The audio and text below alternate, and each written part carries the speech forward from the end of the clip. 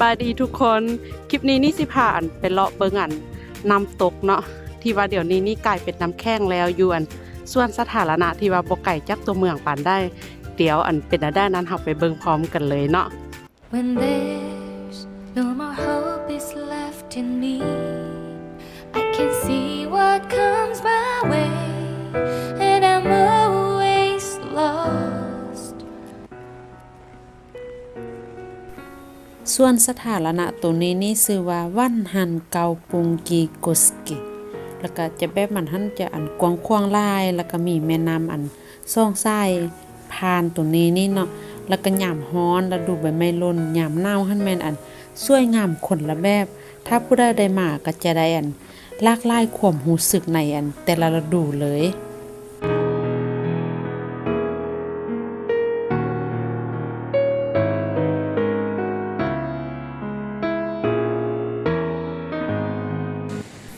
แม่น้ำหั่นก็อันเต็มไปด้วยอันหิมะปกคลุมไปเมิดเลยเนาะข้าวเต็มไปหมดแล้วก็สวยงามหลายต้นไม้ก็เป็นสีข้าวแข้งไปหมดเลยคือกับขั้วนี่คือการขั้วนี่การเป็นอันน้ำแข้งอันหิมะหั่นเกาะกันเต็มหมดเลยลงขึ้นได้นี่ก็บ่ท่ายางลงแหละตะลูดลงเลย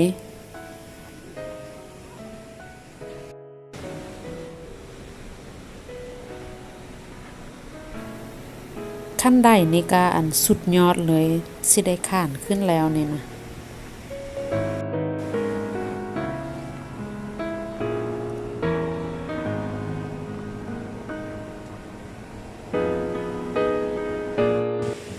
ต้นไม้ต้นนี้นี่ถือว่าอันเป็นอันจุดเด่นอยู่อันต่อหน้าน้ำตกนี่เลยผู้ได้ก็มาถ่ายรูปน้ำตกนี้นี่ก็อันกลายเป็นน้ำแข้งแล้วบ่อยากบั่นละใหญ่อันความหนาวเลยเอาเป็นว่าให้ภาพบอกเอาเนาะมื้อนี้นี่อันแบบว่าหนาวสุดๆเลยฮะแต่ว่าอันผู้ได้ก็มาอันโลถ่ายรูปเพราะว่าอันมันมีแดดออกแดดแล้วมันก็งามฮะน่ะ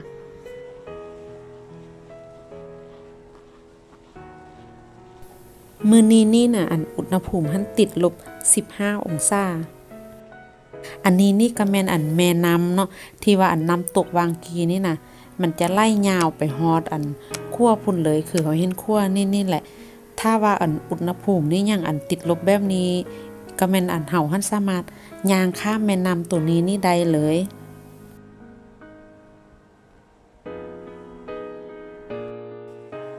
เดินนี้นี่อันข้าวงามไล่สะท้อนกับแสงแดดนี่แหงงามเป็นพิเศษเลยฮะนะป่านอันเมืองแห่งเทพนี่ย้ายผู้ได้ก็มาอันซื่นชมอันความงามในฤดูหนาวเฮ็ดกิจกรรมอันยามหนาวเต็มที่บ่ว่าจะหนาวขนาดใดเขาเจ้าก็พากันออกมา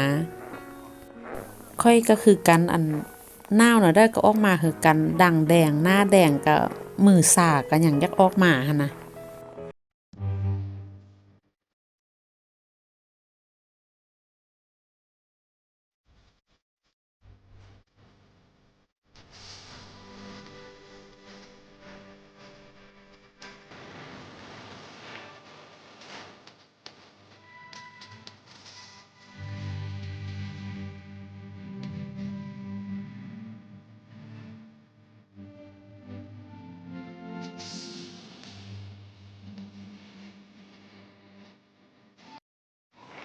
เดี๋ยวนี้นี่อันกำลังสิพาไปเบิ่งแม่น้ำอีกสายหนึ่งอยู่เบืองนั้นนะ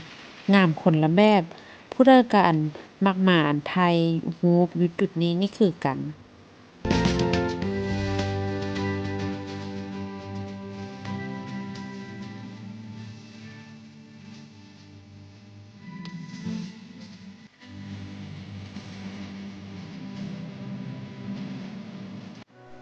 อยู่ทางอันเบืองขั้วมือหั่นจะแม่นร้านอาหารร้านกาเฟ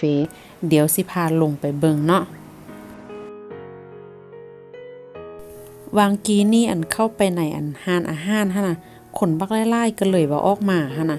เพราะว่าอันผู้ใดก็อยากเข้าไปอยู่ในหั่นนี่เพราะว่ามันอันยังก็มันมีเครื่องทำความอุ่นแล้วก็จะบ่หนาวหลายหั่นน่ะเข้าไปพักผ่อนได้นึงเดี๋ยวอันสิพาอันไปถ่ายรูปเบิ่งวิวอันแม่น้ำแบบอันอยู่ไกลๆเลยเนาะ อันค่อยเห็นหิมะแบบนี้สำหรับค่อยแล้วค่อยคิดว่าอันมันงามหลายได้แบบว่าอันแปลกหูแปลกตาเนาะอันแบบว่าคนอันมาจากเมืองฮ้อนหั่นน่ะเรามาอยู่ในอันประเทศที่หนาวแบบนี้ก็คือว่าอันได้ก็เป็นตาเบิ่งไปหมดเลย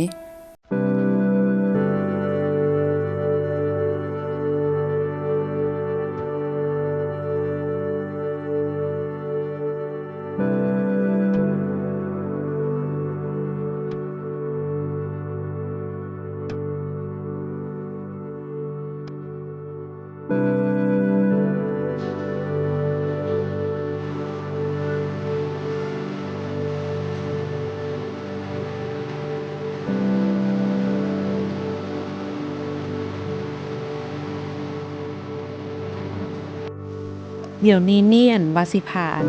ย่างเลาะอันชมวิวแบบเป็นอันทะเลอันหิมะจังซี่น่ะทะเลน้ำแข็งแบบนี้นี่นะอ้อมไปหมดนี่เลย เพราะว่ามันจะมีอันบอนตึกป่าอยู่ข้างหน้าหั่นอีกแล้วก็จะมีขั้วอีกเดี๋ยวเฮาอันไปเบิ่งนำกันเลย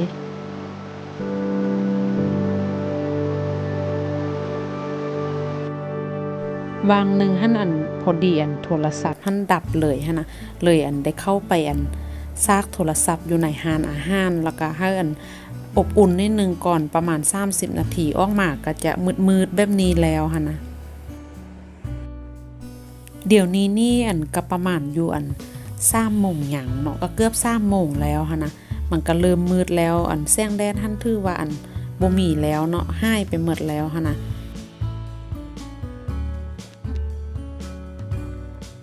มือนี้อันจับกองนี่ก็อันสาแข้งหมดแล้วหั่นน่ะจับกองก็แห้งบ่นิ่งเลย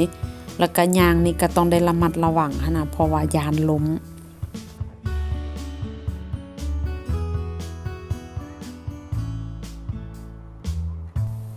บริเวณนี้นี่ก็จะเป็นอันบอนอันนั่งตึกป่ายามฮ้อนนี่มีคนมาตึกป่าหลายเดี๋ยวนี้นี่ก็อันอยากเห็นอันตอนเขาเจ้าหั่นอัน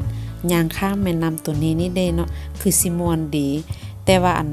ทางหน่วยงานรับผิดชอบเพิ่นฮักอันจะเฮ็ดเครื่องไม้บอกไว้ให้ว่าเฮาหันสามารถอันย่างข้ามแม่น้ำไปได้หรือบ่เพราะว่ามันขึ้นกับอุณหภูมิอีกถ้าเพิ่นบ่เฮ็ดอันเครื่องไม้อันแบบมื้อนี้ก็ข้ามบ่ได้เทื่อ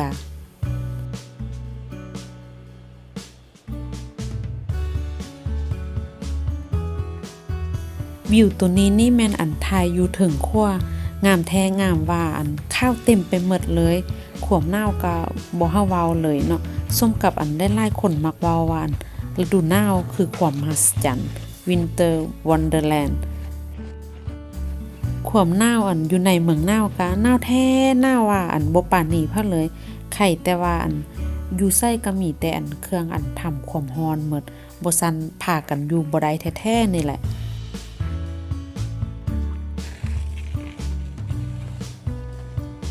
มื้อนี้นี่ก็อันสิพามาเบิ่งฮอดแต่จุดนี้นี่ก่อนหั่นน่ะเพราะว่าอันมันหนาวหลายหั่นน่ะแล้วก็มันย่างไปต่อตื่มบ่ได้แล้วเนาะเดี๋ยวมื้อนึงก็สิได้กลับแล้ว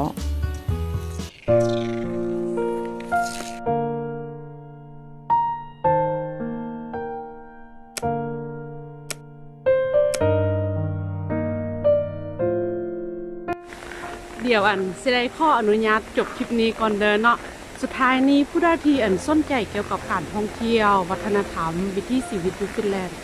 ฝากช่วยกดไลค์กดแชร์แล้วก็เป็นกำลังใจให้ได้เด้อขอบใจที่ติดตามรับชมแล้วพบกันใหม่ในคลิปต่อไป